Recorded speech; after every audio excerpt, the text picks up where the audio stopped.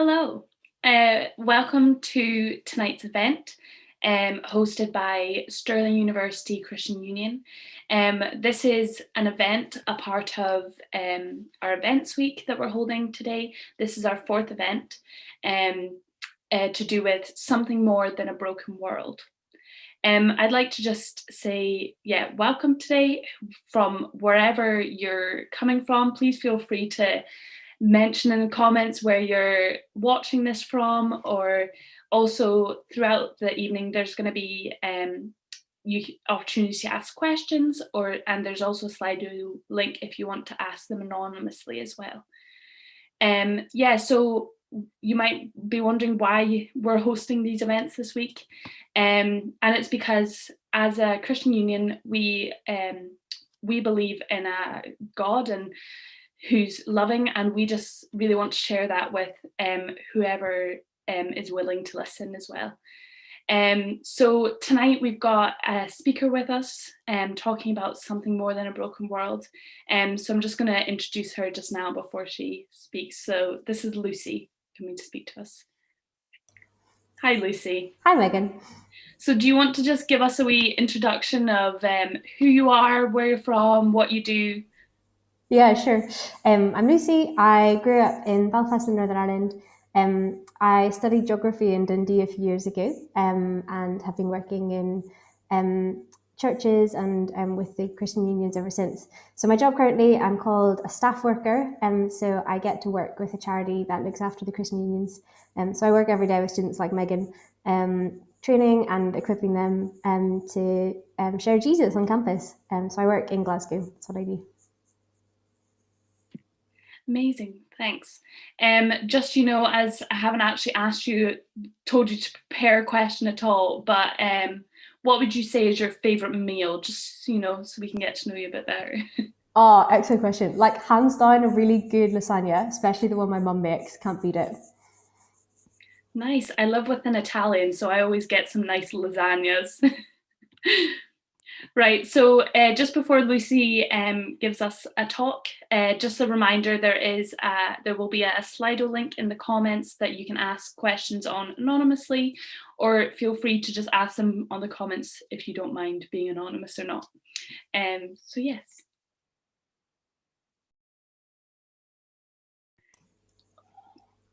Great, thanks, Megan.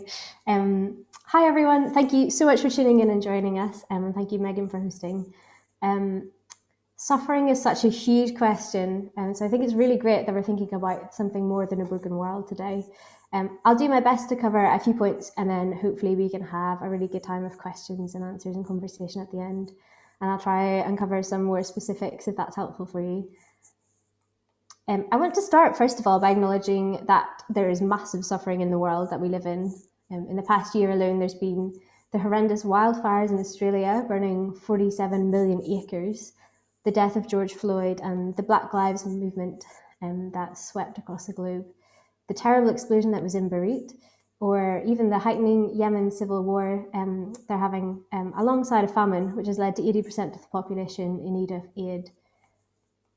And this is even before we think about the effects of COVID-19 as well. Some of you have faced suffering in a new way this year, and I'm especially sorry if you've lost loved ones and those close to you. Throughout the past 11 months, we've all been yearning for something more. We want more than being stuck in our houses, yearning for contact with loved ones again. Some of us will have struggled with finances, ill mental health. Our suffering goes deep. And I want to say, if yours hasn't yet, not just with COVID-19, but in your life as a whole, it's almost guaranteed that you will suffer deeply at some point in a painful way. And I wonder what you make of suffering. Kind of, why does it happen? Is there any hope in it? If there's no purpose to it, then you might agree with the English intellectual Christopher Hitchens, who said, to the question, why me? The cosmos barely bothers to return the reply, why not? You see, if there is no creator, no purpose, no use, no hope in suffering, then there's no answer, there's no fixing it. And as I'm sitting here joining you on a Facebook Live, I want to be open and honest and tell you that I'm not without suffering either. I'm not coming this from an intellectual angle purely. I thought my teenage years, which had immense suffering in them, would be some of the hardest years of my life. They weren't. The past 3 years have been even harder. I've suffered with ill mental health, amongst other things. And I'm saying this so you don't think that I'm removed from this. And this is something close to my own heart that as a Christian I've had to work through and struggle with myself.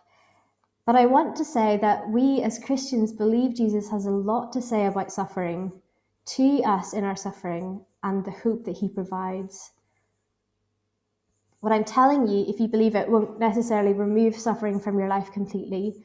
Jesus never says he'll take away your suffering in this life. Nothing takes that away. The world is so broken and we're so broken, and that won't happen. But what Jesus does provide is hope and something much bigger and better than the removal of that suffering. And that's a big claim. So let's see how Jesus does it. Tonight, we're going to be looking at a passage in the Bible together, which shows a man who suffered greatly, and we're going to see how Jesus treats him and loves him and deals with him and cares for him. This passage is from an account of Jesus' life based on eyewitness testimonies written by a man called Mark. There's a link in the comments. If you want to click on it and read along with me, that would be really great. So if you want to click on that and open it up, and I'll read it for us.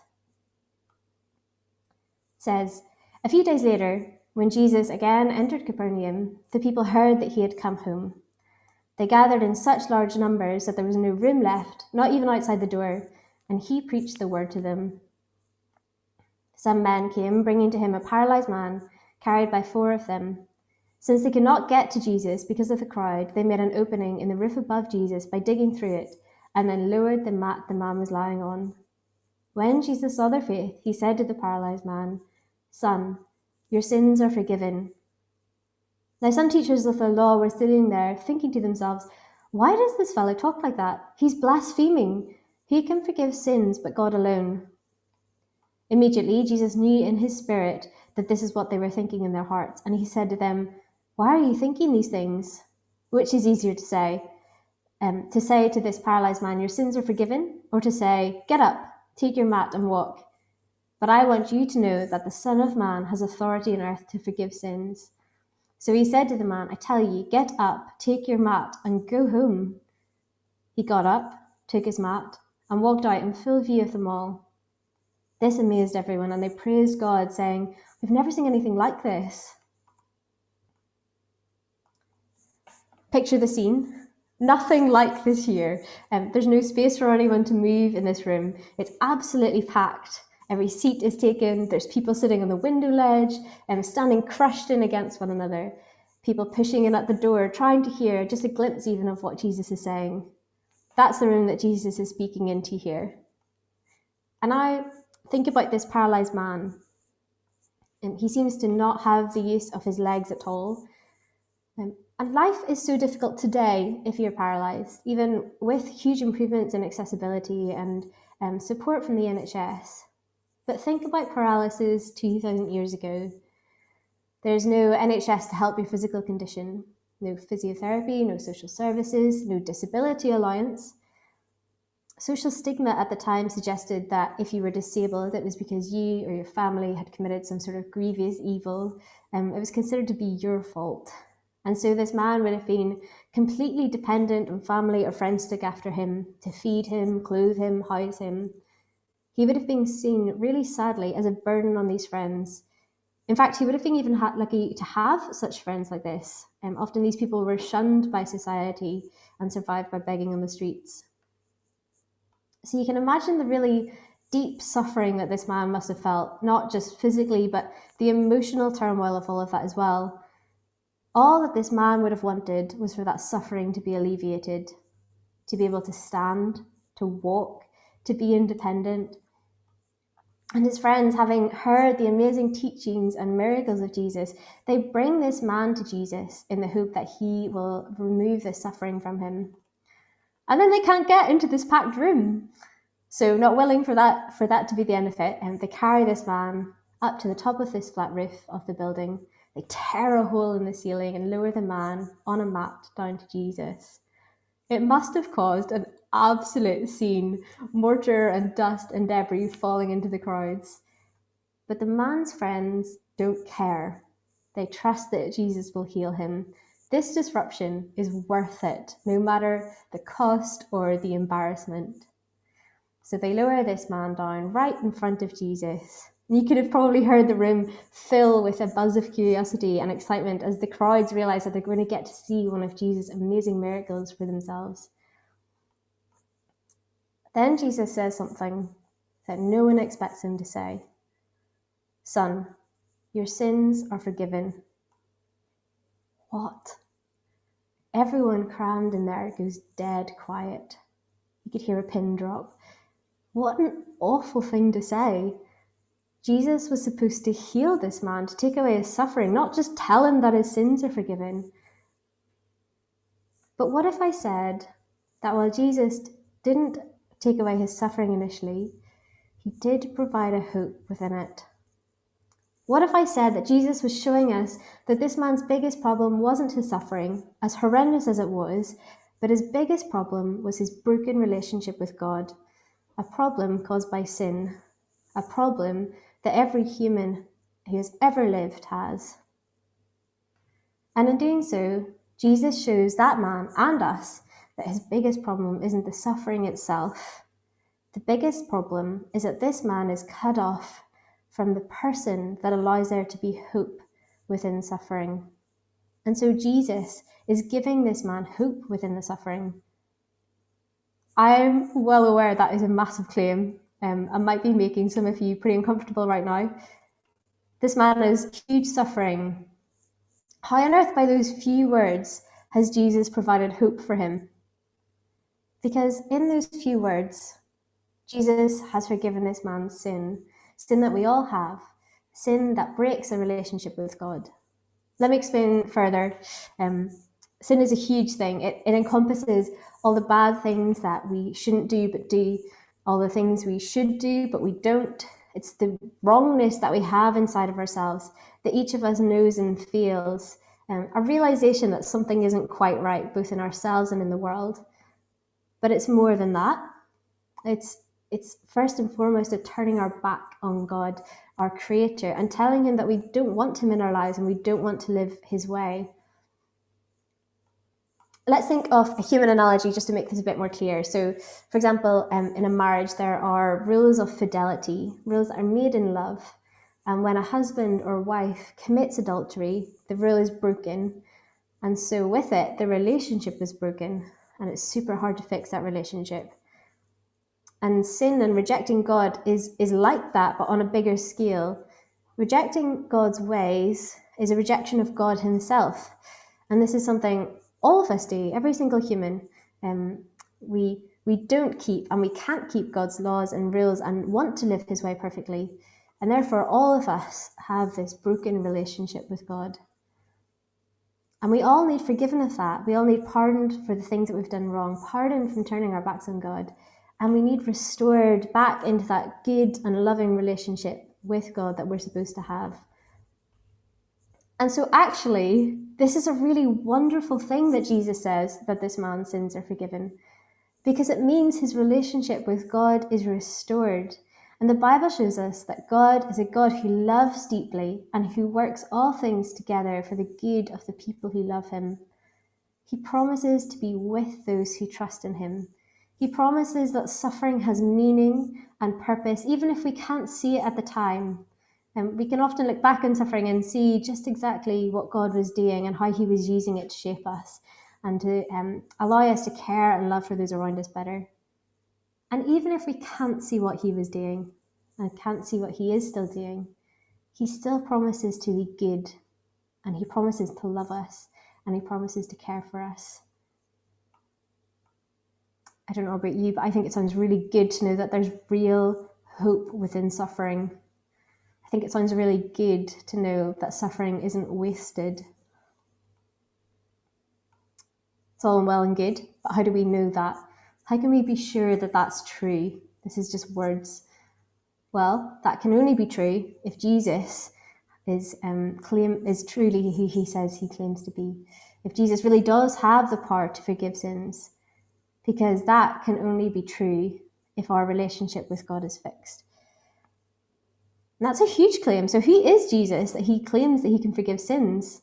Well, wonderfully, that's not where the story ends.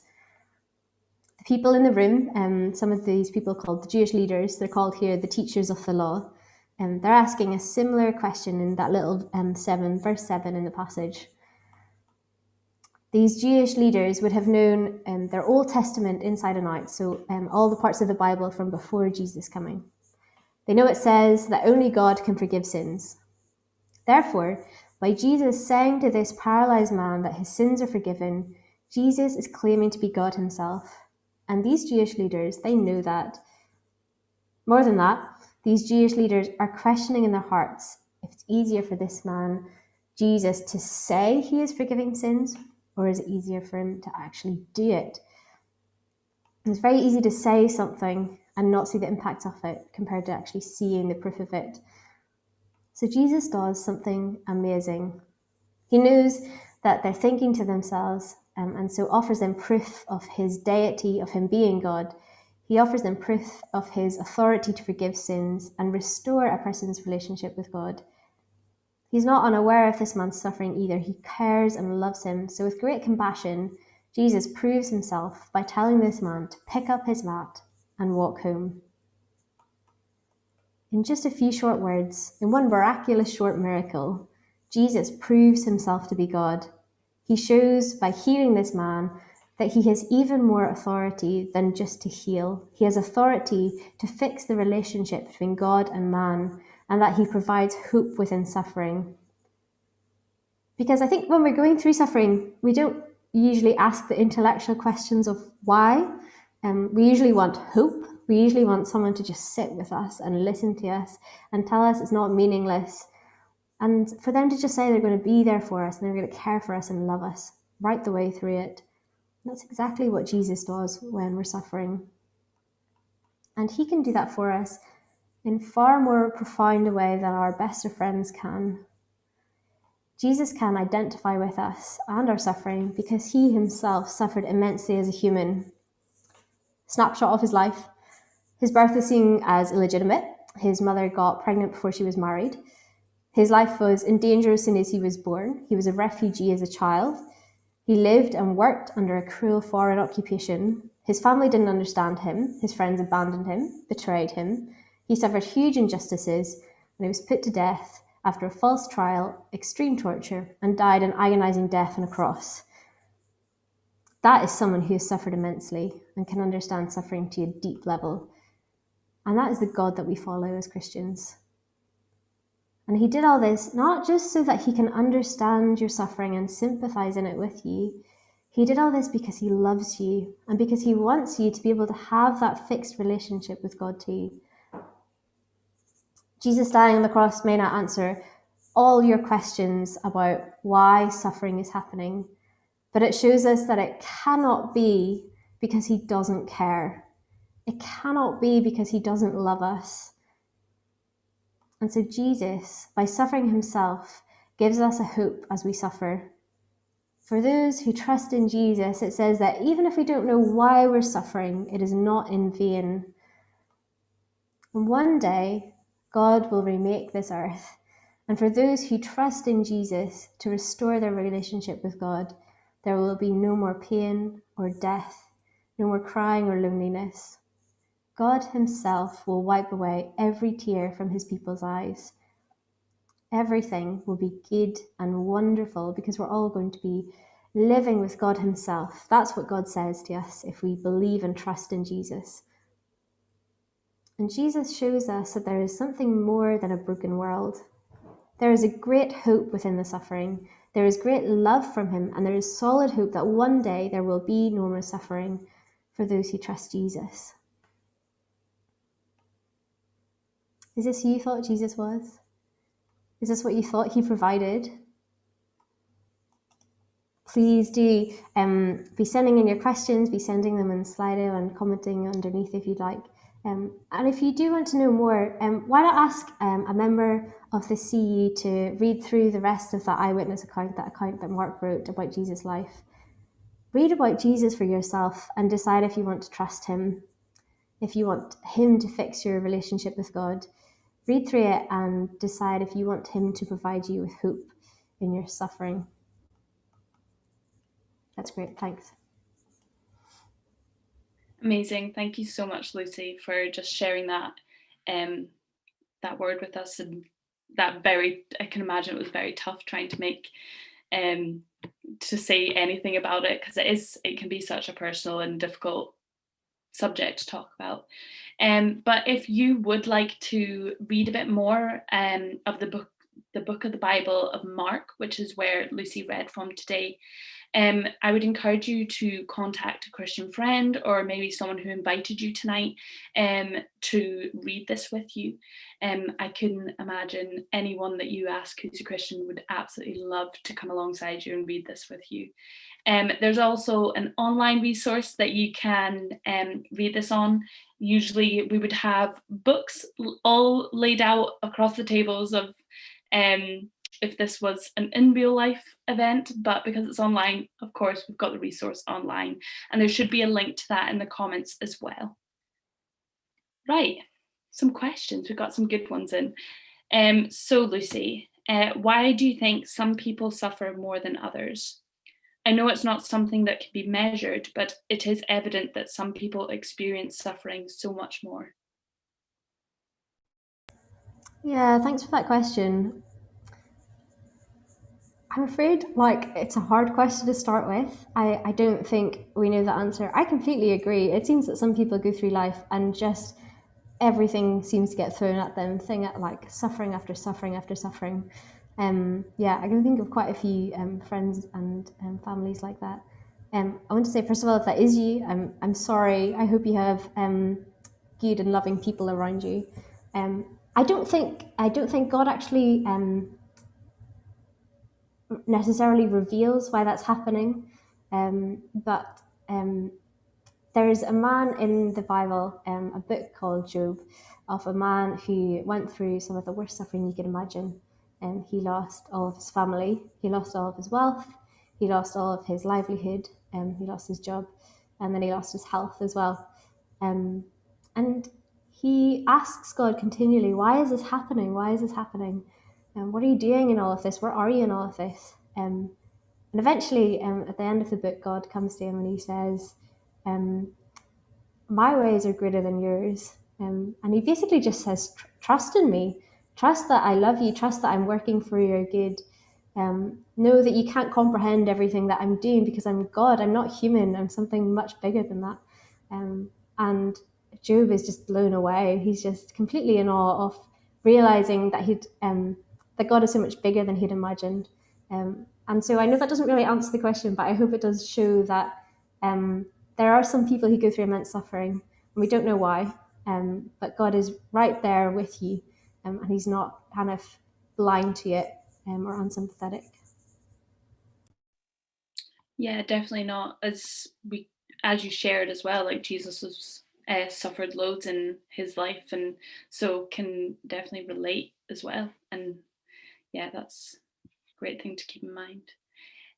Second question, is the Christian answer that our suffering just comes to an end when we die, and until then we just accept the status quo? Yeah, it's a good question. There's two parts there. So we accept that suffering ends when we die. Yes, for Christians, yes.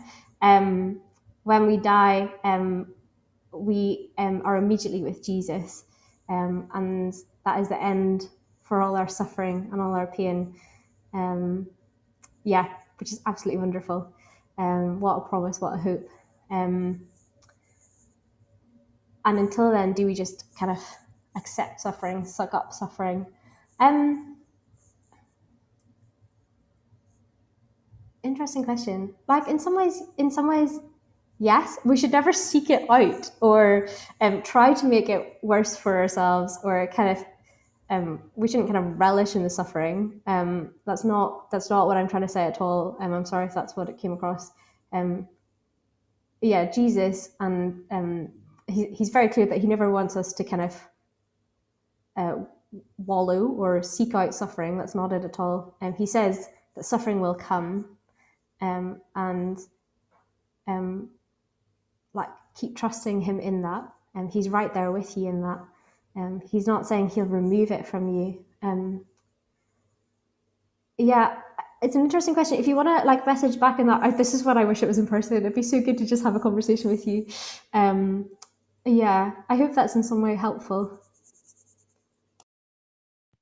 I'd love to just like add to that as well, if that's okay, Lucy. Just like, I don't know if this is coming from your own, like you're accepting your own suffering, or whether this is accepting suffering in the world. But because I know as Christians, we seek to stop suffering in this world. We would love to see an end to poverty, to slavery, to abuse, all this stuff. And there are many Christian charities out there trying to stop this as well. And so in that kind of sense, we're not accepting the status quo. And although there is loads of suffering out there, I guess we don't want that to happen, and God doesn't want that suffering either. So if there is something that we can do, like I know I try and help to stop suffering in this world, and many Christians will do that as well. So in that way, no, we're not accepting the status quo. I don't know if that just That's super helpful. Yeah, definitely. Yeah. Yeah, didn't even see it from that angle. Really helpful. Yeah, I've just had the question for longer, so I had more time to think. Yeah, like Jesus definitely calls us to care for those who are suffering and in need. Yeah, definitely. Don't just leave them. Don't just turn a blind eye. Yeah. Yes, the suffering and the marginalized and all that. And it says that throughout the Bible as well, that we need to care and help those who are less fortunate or are suffering more than we are as well. So question 3, what good can God possibly bring out of situations like Corona? Yes, the big question, isn't it? I'm not going to sit here and pretend that I know what God is doing with this.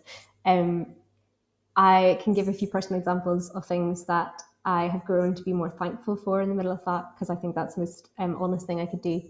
It's made me much more thankful for the friends and the family that I have. It's made me more thankful for the time that I spend with them in person. It's made me realize the importance of, for example, being able to go to church in person and worship God together with people. It's lots of things regarding other people. I think it's made me much more thankful. And as a Christian as well, I think he's been teaching me to depend on him. He's showing me that I don't have control over everything as much as I might like to think that I do. Yeah, and so from a personal example, that's what he's been showing me. However, I'm very aware that you might be asking that question having lost a loved one. And so, like, there just seems to be no goodness in that. There seems to be no hope in that.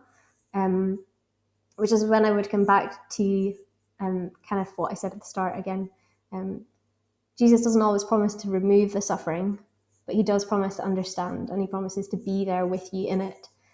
And he promises that even if we don't understand why it's happening now, it's not wasted. It's not useless. Even if there doesn't seem to be any good in it that we can see, he promises to be there with you in it.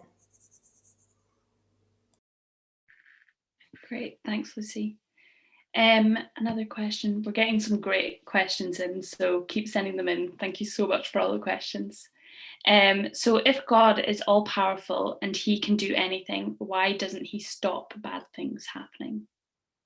So that's quite a big question for you. That is a big question. Yeah, I mean, we could spend a whole evening on that. Oh, where to start? So I think a lot of suffering is caused by other humans. There's a lot of evil that we as humans do against one another. Can think of abuse of various forms, power-hungry people taking things for themselves, greedy people taking things for themselves that need to be shared amongst people. And so I think we can very often blame God for suffering that is caused by other people, actually, and not something which is within human control. However, there's suffering that isn't caused by humans. There's earthquakes and tornadoes and natural disasters. I've completely forgotten the question. Why does God allow suffering? There we go. Bear with me, my brain is a bit mushed. It's if he's all powerful, then and he can do anything, why doesn't he stop bad things from happening? Great, thank you. And so I think with those kind of two things, the first one, suffering caused by other humans, is because God initially made humans with free choices. They could choose to freely love God who had made them, or they could choose to not, and they could choose to reject him. And so we, as humans, chose to reject him, and therefore have kind of unleashed huge amounts of suffering in the world. And I think the reason that God seems to give that he doesn't just stop suffering is that he's being patient with us, and he is revealing himself to as many people as possible. He's inviting as many people as possible to come and trust Jesus for themselves, so that they can come and join into his kingdom and have that hope of living with him for eternity. He is completely capable of stopping all suffering all at once. But stopping all suffering at once means that kind of that's the end. That is when he's remaking heaven and earth. And so he's prolonging that for as long as possible in order to draw as many people to himself as possible, and because he loves us and wants us to be with him forever. Great, thanks, Lucy. So on a related note, is suffering sent from God? Yeah, it's a good question. If God is all powerful and he's in control of everything, then does that mean that he sends suffering? He allows it, but he doesn't necessarily send it. I mentioned that book of Job a while back. Basically, what we see is the devil, or Satan, who Christians believe is the real enemy of God, kind of the living embodiment of the enemy of God. And he kind of points out Job and is like, he loves you. Like, bet he wouldn't love you if he didn't have all that good stuff. And asks God permission to take all these things away from him. And God says yes, and gives him kind of boundaries and that. And so we see that God seems to have some sort of limiting control in suffering. He seems to kind of limit how much of it there is, while still allowing it to happen. And yet that's kind of still within his control. So kind of think about like a big, really scary dog on a leash, if you want. Like, I think that's kind of a helpful image. It's kind of, this dog is given some free rein, but not complete free rein. And so he doesn't inflict the suffering himself, and he only gives good things, but he can bring good out of the suffering that is brought upon you. Yeah, I've definitely known that to be true as well. Like, once I've gone through suffering, like, God has used that for good, and good things have come out of it, which can sound really odd. But yeah, it's something that I know that has been true in my life. Next question. The story about hope suggests that the help Jesus is going to provide is something for the future that you have to wait for. You also said at the end that there will be a day when there is no more suffering. When will that day come? Yeah, great question. I'm going to answer the second part of that question first. We don't know when that day is going to come. God does not tell us. Simple answer. And he tells us not to bother trying to guess, basically. We don't know. But it will come. That's the certainty. It will come. That day will come. The first part, basically the hope that we have is that one day there will be no more suffering. Yeah, I think that's a massive part of it. For me, helping me get through life, helping me struggle when my mental health is particularly bad, is knowing that one day I'm going to be freed from that. Like, that's hugely helpful. That is so helpful. Knowing that this is just a temporary thing, as long as it may feel, this is just a temporary thing. But that's not to say that there isn't real hope offered in life now. I can't underplay. Is that right? I don't know what the right word is there. I can't sell. I don't know how good it is to have Jesus with us in the suffering that we go through. He understands to a depth that even the closest friend can't. He understands when I am crying and I don't even know why. He understands that because he made me. And I can't undersell, I'm gonna use that word again. I can't underemphasize, that's what I'm looking for, how good it is that he is alongside us in that. And so there is hope. And I would say most of the hope we have is that one day we will be eternally with him in that restored relationship with him. But there is a restored relationship now. It's still a bit messy, but that is real now as well. Great, thanks, Lucy. The next one, what if in the midst of suffering you don't feel God is near or with you and you can't see an end point? Yeah, can definitely understand that. Have been there myself. We don't always feel as Christians like God is with us in the suffering.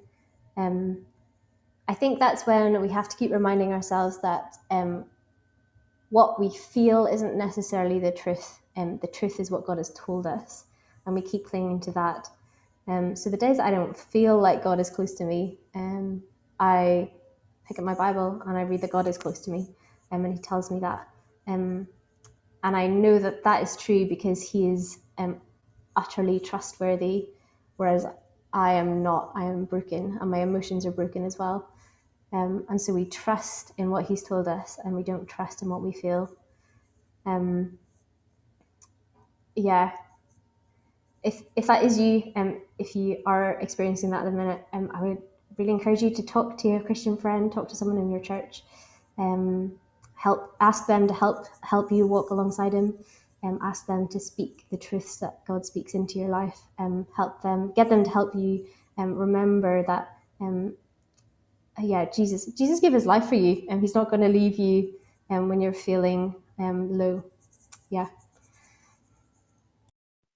Yeah, I can really relate to the person who has sent this in as well. And I would just really want to encourage you, like, if that is you, please get in contact with either the CU. We would love to point you to some great people that we know that help. There's some Christian mental health support workers on our campus. There's other great mental health support workers as well.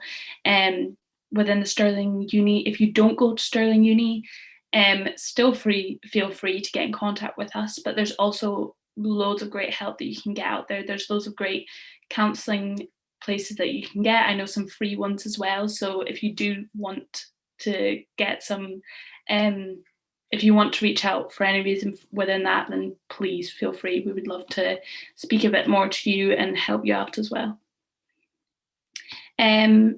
So next question, does God stop some suffering for those who believe or follow Him?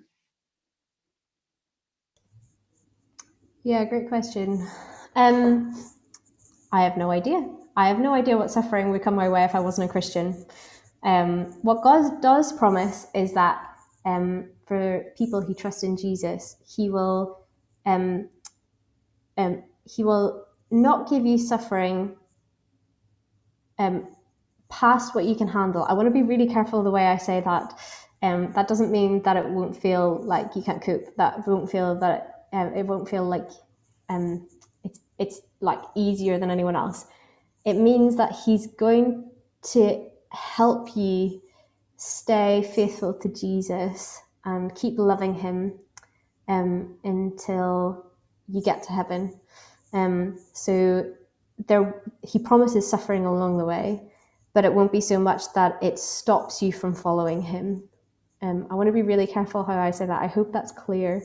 But no, we don't know what suffering we should or should not get, whether we're a Christian or not. We all face suffering. That's very clear.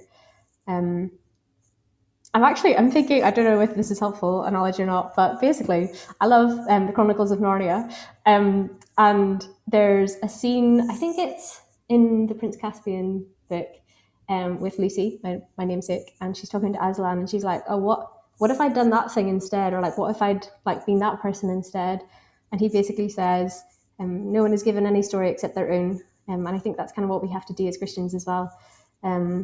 We don't know what suffering we would have or wouldn't have if we were Christians. But I can say, if you're not a Christian and you're thinking of becoming one, that stays true as well. You don't know what suffering you will have as a Christian, but Jesus does promise to be alongside you in it. And so yeah, don't let the thought of suffering put you off becoming a Christian.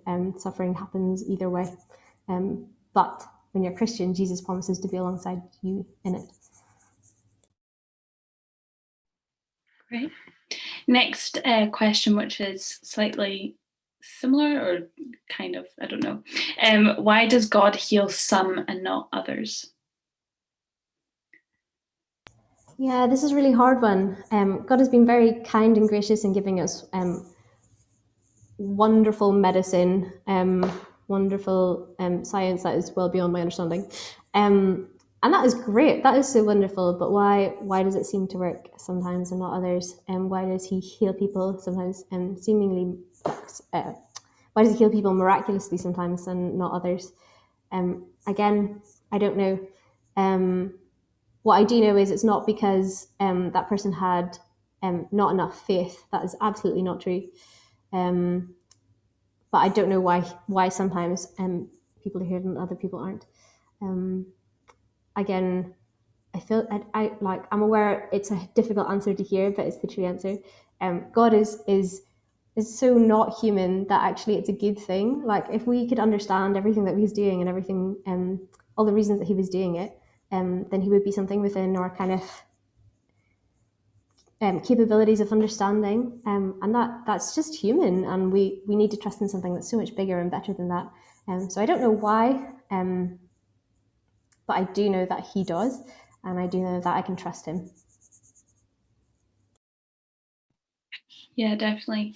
Something as well, like, these are not just questions like non-Christians might have. Like, these are some questions that as Christians, like, I've thought it as well, and I've wondered it, and sometimes we don't get the answers that we're looking for, and sometimes that's really hard to take in because we don't get that answer. But yeah, something that we might find out in later life, or yeah, but it is a question that a lot of us have as well.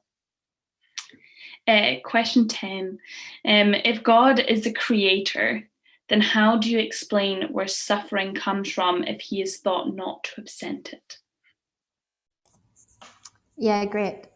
We chatted a little bit about this earlier, so let me just go into a wee bit more detail. When God created the world and created people, he created it all absolutely perfectly. There was no suffering, there was no broken relationships, everything was as it should be. And I think as humans, as we kind of long for that kind of real rightness of everything and that goodness of everything, that's the way everything initially was. And the reason that God gave humans free will, I think, is because love that isn't a choice isn't love at all. God could have made us robots that never messed up, never sinned, never broke our relationship with him. But that's not a choice. It's not a choice to then love God and follow him. And so he gave us that freedom so that we could choose to love him and follow him.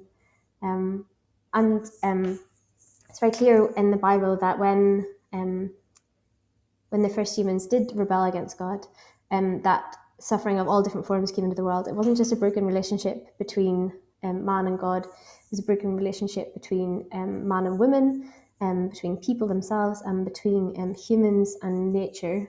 So there's kind of three different very broken things happening here. And so that is why we see the suffering played out, all because of that initial choice to reject God and reject his ways. And that is where we see suffering flow out of. And there's a wonderful part of the New Testament, which I think it was Ruth was talking about yesterday, about kind of the whole of creation groaning as in childbirth.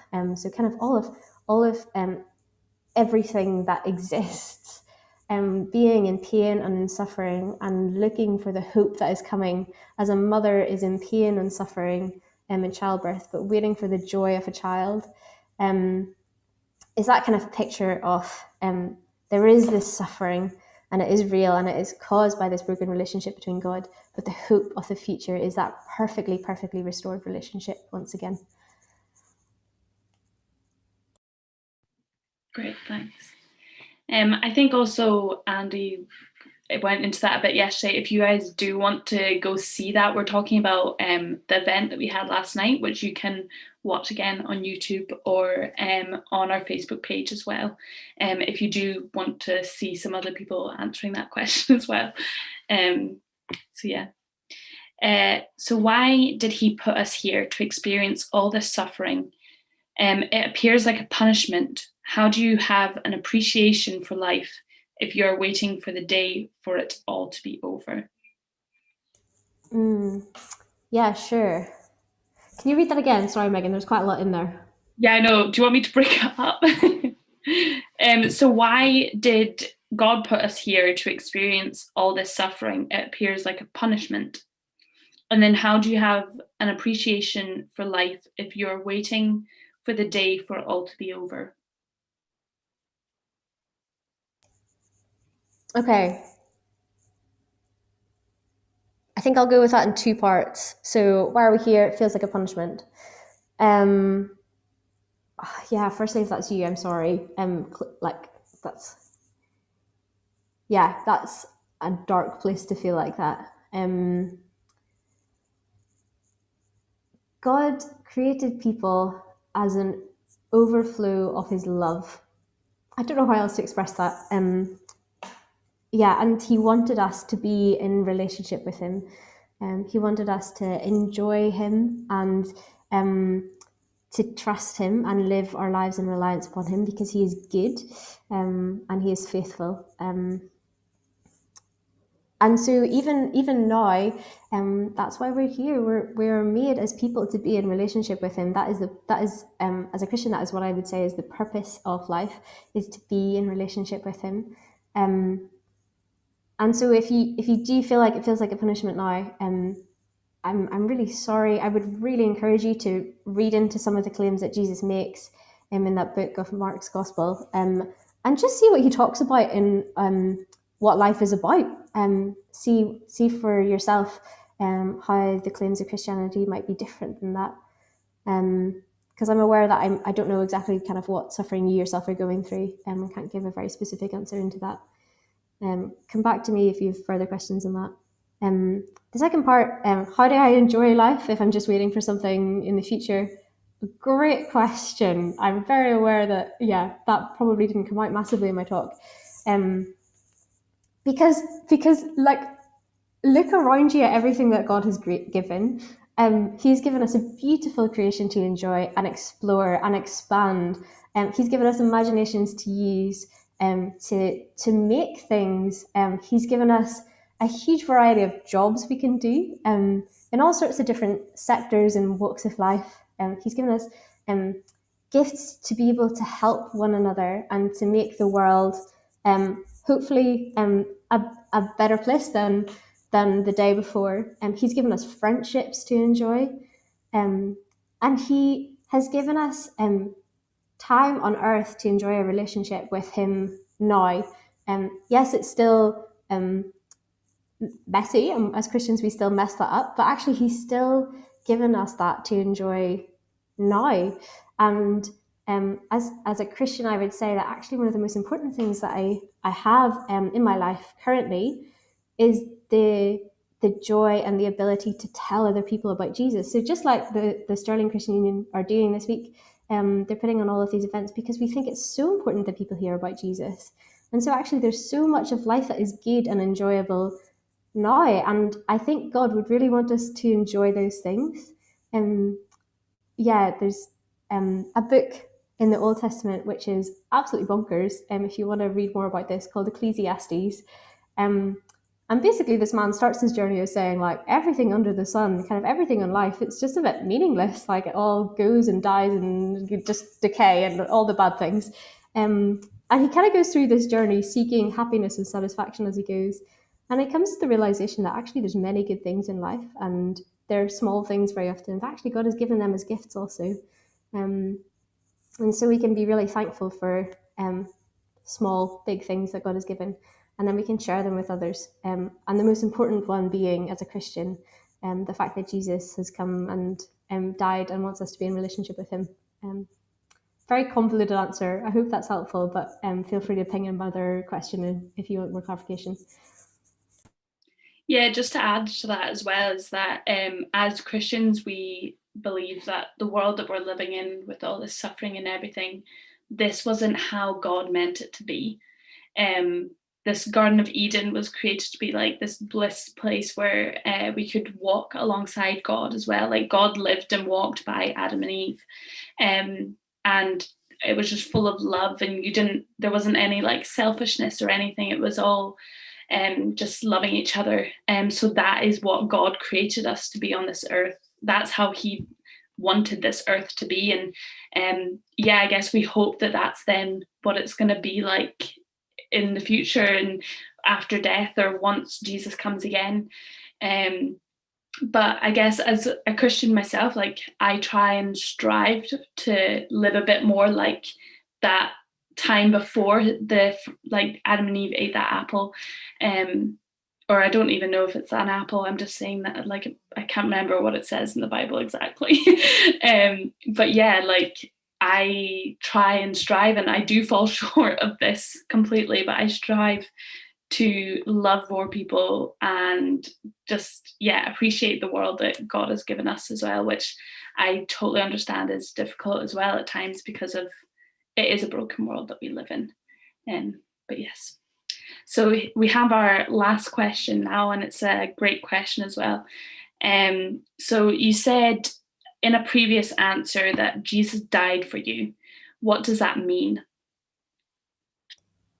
Yeah, really great question. Thank you for that, and really great question to finish on. So I was talking in my talk about sin and how that causes a broken relationship between me and God, every human and God. And so Jesus came because he loved, you just use myself as a personal example rather than a generic one, but Jesus came because he loved me. Even though I rejected him, even though I didn't want to have anything to do with him, Jesus came and he died on the cross for me, meaning that the punishment that I rightly deserved for rejecting God was put on Jesus instead. And so that means that I can be forgiven. Kind of my ransom fee, if you want, has been paid. I've been restored back into that right relationship with God again. And so that's what Christians mean when they say that Jesus came and died for them. It means that he came and took the punishment that they rightly deserved, and in doing so allowed them to have a full and whole relationship with God again. I would add to that that is both now. We can, as Christians, have a real and meaningful relationship with God now, even though he's not with us physically. And we were talking a little bit about after we die in this new creation. And then there we'll see kind of the fullness of that. So we'll be with God in person again. And that is the hope that we've been talking about throughout this evening. So he died for me because I'm a sinner, and he fixed the relationship with me so that I can be with him both now and for eternity, to summarise. Amazing. Thank you so much for tonight, Lucy, just for your talk and for all the answers to those questions. You answered better than I ever could with all of them. So yes, thank you so much for joining us. So just a few things to finish up. If you have any more questions, then we would love to speak to you about this. If you fill out a follow-up form, which should be in the comments, then one of the members of the Christian Union would love to get in contact with you and speak to you a bit more about the questions that you have, or even read that Uncover Mark that I was talking about before, and read through a book of the Bible, which Lucy spoke from today. Also, if you want to come to another event, we've got one last event tomorrow, which will be an escape room on Zoom. So I'm going and I'm so excited. So I would totally recommend signing up. If you could sign up before noon tomorrow, that'd be great, just so that we know how many rooms we need, and yes, so that we can set all that up and we can send you the Zoom link. So you do need to sign up for this one. And there should also be a form for that in the comments. If you are interested and want to sign up just now, bring some friends along. I'm sure it'll be great fun. And also, we mentioned some of the past events of what people have said. So yes, there's been 3 other events this week, and they've all been great. And I would totally recommend going back and watching some of them. They'll be on our Facebook page or on our YouTube. And also, just as I kind of said before as well, if tonight was a bit of a struggle, like a bit of a tough conversation or topic for you tonight, and it maybe triggered something, or yeah, I would totally recommend you to get in touch with us, or get in touch with the student services. They're great and they're totally willing to help. Even if you are a Christian, they've got some great Christian mental health support workers, and some non-Christian if you would rather that as well. And as I said, there's some great counselling people out there, and feel free to get in touch for more details about that. And there's some great charities that help, like Samaritan and Mind UK and all that. So yes, just wanted to put that out just in case this was a bit of a difficult topic and struck something tonight. So yes, I would totally recommend getting in touch and reaching out. It's great. Thank you everyone for joining tonight, and I hope we got to answer some of your questions.